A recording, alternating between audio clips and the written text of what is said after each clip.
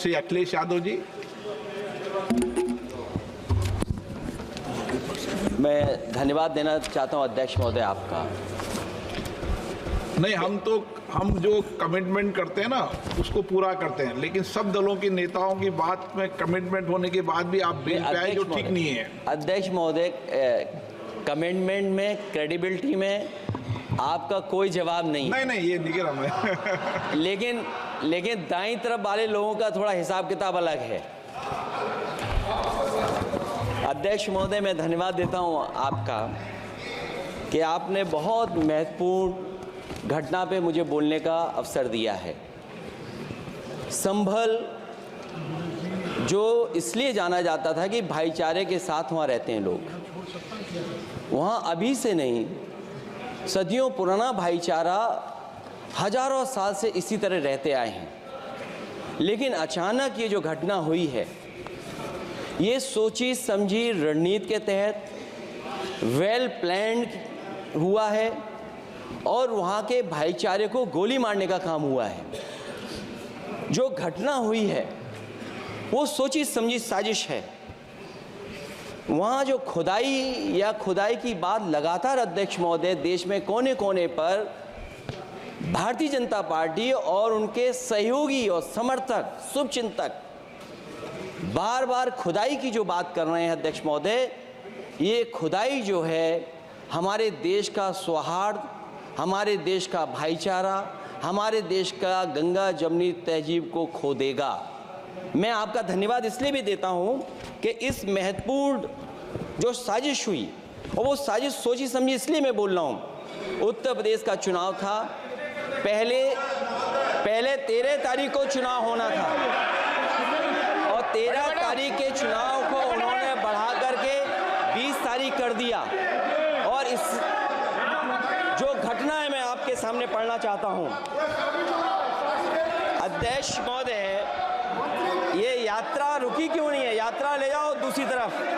अध्यक्ष महोदय, संभल की शाही जामा मस्जिद के खिलाफ 19/11/2024 को सिविल जज सीनियर डिवीजन छंदौसी संभल में एक याचिका डाली गई। कोर्ट ने दूसरे पक्ष को, अध्यक्ष महोदय सुनिए, ये सुनना चाहिए, हम यूं ही नहीं कहते थे। आप तो संक्षिप्त में बोले। अध्यक्ष महोदय, हम यूं ही नहीं कहते थे कि संविधान ये मानती नहीं सरकार, हम यूं ही नहीं कहते थे कि संविधान नहीं मानती। जब प्लेसेस ऑफ वर्शिप एक्ट है, प्लेसेस ऑफ वर्शिप एक्ट है, हम बनते तो बहुत कुछ हैं। संभल के शाही जामा मस्जिद के खिलाफ 19/11/2024 को सिविल जज सीनियर डिवीजन चंदौसी संभल में एक याचिका डाली गई। कोर्ट ने दूसरे पक्ष को सुने बगैर उसी दिन 19/11/2024 को सर्वे के आदेश दे दिए। ताज्जुब की बात है, संभल के जिलाधिकारी संभल और पुलिस अधीक्षक संभल आदेश को पढ़े बगैर 2 घंटे के बाद सर्वे के लिए पुलिस बल के साथ शाही जामा मस्जिद पहुंच गए। जामा मस्जिद की कमेटी, जनप्रतिनिधि, उलेमा इकराम, सभी अधिवक्ताओं ने सहयोग दिया। जिलाधिकारी संभल और पुलिस अधीक्षक संभल ने 2.5 घंटे सर्वे के बाद कहा, आप सब सर्वे पूरा हो चुका है और अब रिपोर्ट कोर्ट को भेज दी जाएगी। लेकिन दिनांक 22/11/2024 फ्राइडे को जुमे की नमाज के लिए लोग नमाज अदा करने के लिए जामा मस्जिद पहुंचे, लेकिन पुलिस प्रशासन ने बैरिकेड लगा दिया ताकि लोग नमाज न पढ़ सकें। उसके बाद भी लोगों ने संयम बरतते हुए नमाज अदा की और किसी प्रकार का विरोध प्रदर्शन नहीं किया। 29/11/2024 को कोर्ट की अगली तारीख तय थी। शाही जामा मस्जिद की कमेटी और मुस्लिम समाज के सभी लोग कोर्ट में केस की पैरवी के लिए तैयारी कर रहे थे, परंतु दिनांक 23/11/2024 की रात पुलिस प्रशासन द्वारा कहा गया 24/11/2024 यानी अगले दिन सुबह को दोबारा सर्वे किया जाएगा। शाही जामा मस्जिद कमेटी और अधिवक्ता ने कहा कि इस सर्वे तो मुकम्मल हो चुका है, अब दूसरे सर्वे की क्या आवश्यकता है। कोर्ट के आदेश का हमने पालन कर दिया, अगर दूसरे सर्वे कराना है तो दोबारा आदेश करवाएं, कोर्ट के आदेश के बाद हम दोबारा सर्वे करा देंगे। लेकिन जिलाधिकारी संभल और पुलिस अधीक्षक संभल ने कोई सुनवाई नहीं की और तानाशाही दिखाते हुए सुबह के वक्त से पहले शाही जामा मस्जिद आ गए।